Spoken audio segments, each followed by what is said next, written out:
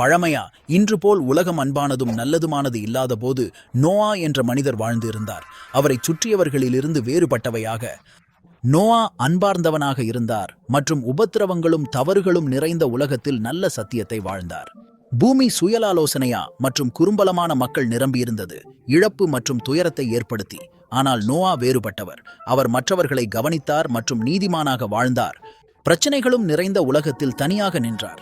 ஒரு நாள் நோவா கடவுளிடமிருந்து ஒரு சிறப்பு செய்தியை பெற்றார். பூமியின் நிலையை துயர்வுற்று கடவுள் அதை சுத்திகரிக்க பெரிய வெள்ளம் அனுப்ப முடிவு செய்தார்.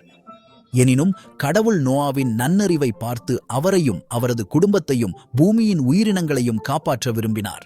கடவுள் நோவாவிடம் அவரது குடும்பத்திற்கும் மிருகங்களுக்கு பாதுகாப்பான இடமாகவும் பெரிய படகு கொளையம் கட்டும்படி அறிவித்தார்.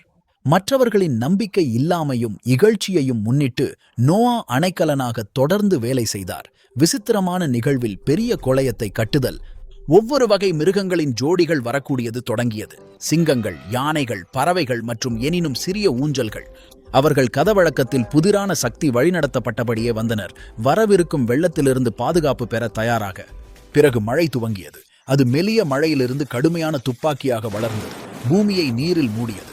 பாதுகாப்பாக கோட்டையின் உள்ளே நோஹா, அவரது குடும்பம் மற்றும் கணக்காயிரம் விலங்குகள் உயர்ந்த நீரில் மிதந்தன.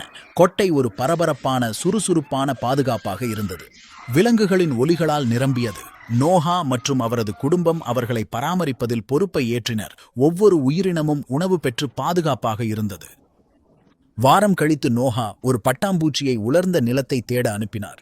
அதை முதன்மையாக அனுப்பிய பயணத்தில் இது காலியாக இருந்து திரும்பியது. ஆனால் இரண்டாவது பயணத்தில் இது ஒரு ஆலிவ் கிளையை கொண்டு வந்தது.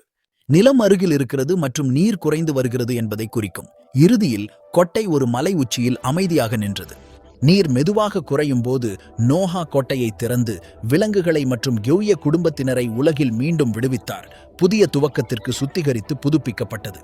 மீண்டும் பூமியை வெள்ளம் போட வாக்குறுதி அளிக்க கடவுள் வானில் ஒரு வானவில்லையை உருவாக்கினார். இது நம்பிக்கையின் ஒரு பிரகாசமான குறியீடாக இருந்தது.